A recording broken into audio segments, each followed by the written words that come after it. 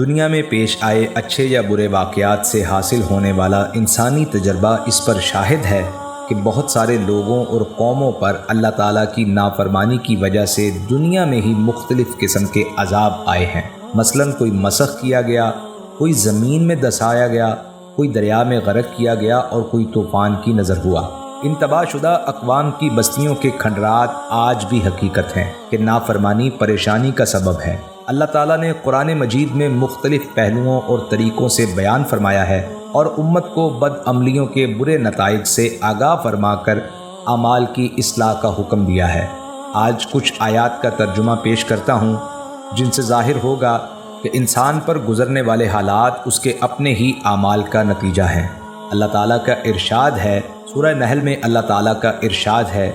جو کوئی نیک کام کرے گا، خواہ مرد ہو یا عورت، بشرطے کہ صاحب ایمان ہو، تو ہم اسے پاکیزہ یعنی عمدہ زندگی دیں گے۔ اس آیت میں اللہ تعالیٰ کا فرمان ہے کہ نیکی پرسکون زندگی کا سبب ہے۔ چنانچہ دو چیزوں ایمان اور اعمال صالح کے موجود ہونے پر اللہ تعالیٰ نے حیات طیبہ یعنی پرلطف اور پرسکون زندگی عطا فرمانے کا وعدہ کیا ہے۔ عام آدمی بھی یہ آیت سن کر یہ نتیجہ نکال سکتا ہے کہ ایمان اور اعمال صالح نہ ہوں یا کوئی ایک نہ ہو تو حیات طیبہ یعنی پرسکون زندگی نصیب نہ ہوگی بلکہ پریشان زندگی نصیب ہوگی۔ سورہ طٰہٰ میں ارشاد ہوتا ہے، اور جو شخص میری نصیحت سے اعراض کرے گا تو اس کے لیے دنیا و آخرت میں تنگی کا جینا ہوگا۔ مطلب یہ ہے کہ جس نے اللہ تعالیٰ کے احکام کی تعمیل نہ کی بلکہ نافرمانی کی تو اللہ تعالیٰ اس پر دنیا کی زندگی تنگ کر دیں گے۔ ظاہری طور پر مال و دولت، منصب اور عزت مل بھی جائے تو قلب میں سکون نہیں آنے دیں گے، اس طور پر کہ ہر وقت دنیا کی حرص، ترقی کی فکر اور کمی کے اندیشے میں بے آرام رہے گا۔ اس آیت سے بھی یہی ثابت ہوتا ہے کہ نافرمانی پریشانی کا سبب ہے اور فرما برداری سکون کا سبب ہے۔ سورہ روم میں ارشاد ہوتا ہے، خشکی اور تری میں لوگوں کے ہاتھوں کی کمائی اعمال کے سبب خرابی پھیل رہی ہے تاکہ اللہ تعالیٰ ان کے بعض اعمال کا مزہ انہیں چکھا دے تاکہ وہ باز آ جائیں۔ اسی طرح سورہ شورا میں ارشاد ہوتا ہے، اور تم کو جو کچھ مصیبت پہنچتی ہے تو وہ تمہارے ہی ہاتھوں کے کیے کاموں سے پہنچتی ہے، اور بہت سارے گناہوں سے تو اللہ تعالیٰ درگزر کر دیتا ہے۔ ان دونوں آیات سے معلوم ہوا کہ مصیبت اور فساد کا سبب خود انسان کے اپنے کیے ہوئے برے اعمال ہیں،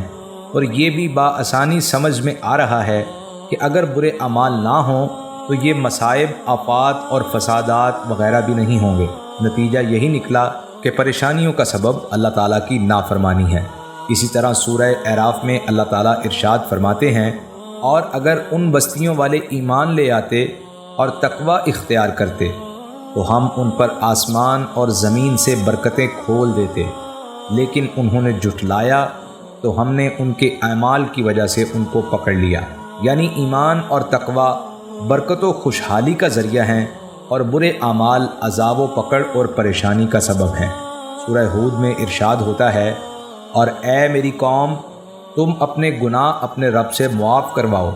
اور اس کے سامنے توبہ کرو، وہ تم پر خوب بارش برسائے گا اور تم کو قوت دے کر تمہاری قوت بڑھائے گا، اور مجرم رہ کر اعراض مت کرو۔ اسی طرح سورہ نوح میں ارشاد ہوتا ہے، تو میں نے کہا کہ گناہ بخشواؤ اپنے رب سے، بے شک وہ بخشنے والا ہے،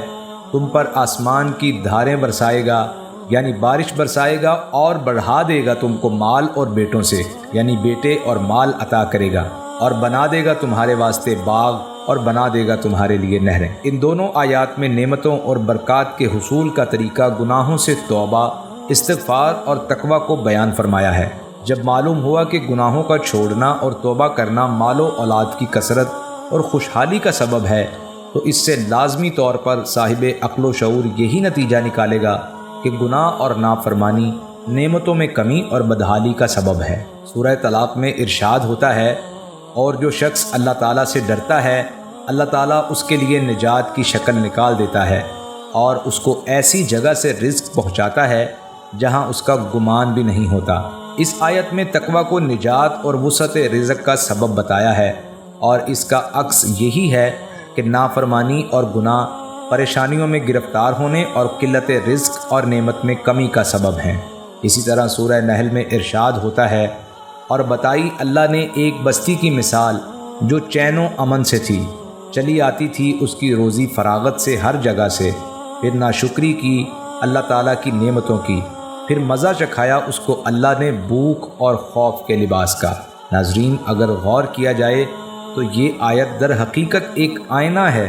جس میں ہر بستی اور ہر ملک والے اپنی حالت دیکھ اور جانچ سکتے ہیں۔ جس کی حالت اس بستی کی طرح ہے وہ سمجھ لے کہ اس سے بھی انہی کی طرح غلطی ہوئی ہے۔ اپنے موجودہ حالات کو سامنے رکھتے ہوئے ان آیتوں کے ترجمے کو دوبارہ سنیں اور غور کریں تو صاف پتہ چلے گا کہ ہم میں اور ان بستی والوں میں کوئی فرق نہیں ہے۔ اللہ تعالیٰ سے دعا کرتے ہیں کہ اللہ تعالیٰ ہم سب کو ہدایت عطا فرمائے اور نیکی کے راستے پر چلنے کی توفیق عطا فرمائے۔